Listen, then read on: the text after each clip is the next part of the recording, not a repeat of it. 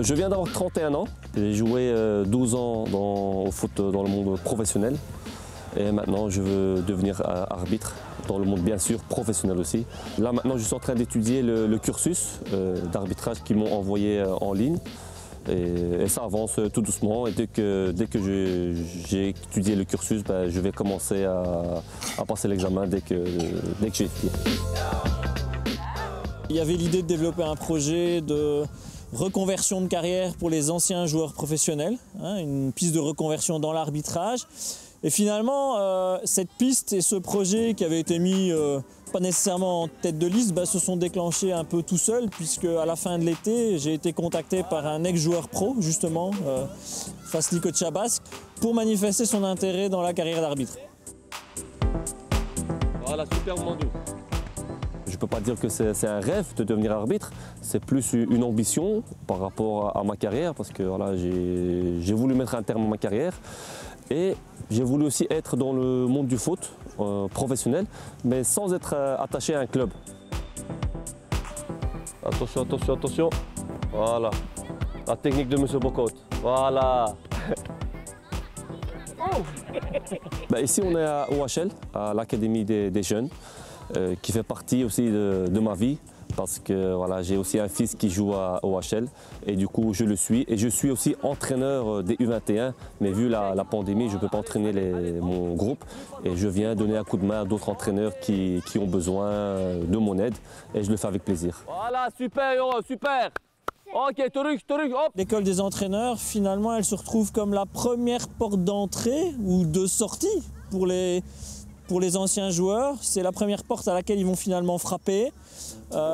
Et là, le retour que j'en ai eu des responsables de l'école des entraîneurs, c'est de se dire c'est génial, mais viens aussi présenter ce projet chez nous, parce que tous les ex-joueurs ne sont pas faits pour devenir coach. Je sais que c'est pas courant, mais je voulais faire quelque chose d'original, je veux dire. Et je voulais aussi que ça soit dans moi, parce qu'il faut que ça me représente aussi. Parce que être arbitre, voilà, ça me représente. Je suis quelqu'un de calme, sobre. Et je pense que je pourrais créer ce dialogue, ce lien entre les joueurs et l'arbitre.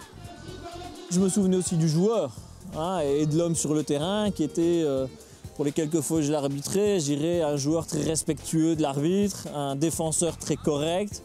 Et donc je pense qu'en termes de personnalité, il part déjà aussi avec des atouts vraiment positifs. Et donc je pense que de ce côté-là, c'est aussi un avantage pour lui. Mon passé de footballeur pourra m'apporter d'anticiper les jeux, d'anticiper les actions, d'anticiper les fautes. Et bien sûr, comme j'ai été défenseur, j'ai joué contre des attaquants qui étaient parfois malins. Et du coup, je pourrais sentir l'attaquant, quel geste il pourrait faire, voir le défenseur aussi, voir s'il pourrait simuler dans les deux sens, l'attaquant ou le défenseur. Et donc ici, avec les ex-joueurs pro, le plan qui a été proposé, mais on verra dans la pratique comment ça fonctionnera, mais le plan proposé est de permettre de franchir ces échelons en l'espace de 3 ou 4 ans. Et d'ainsi arriver plus rapidement aux portes de la D1B, revenir plus rapidement aux portes du football professionnel.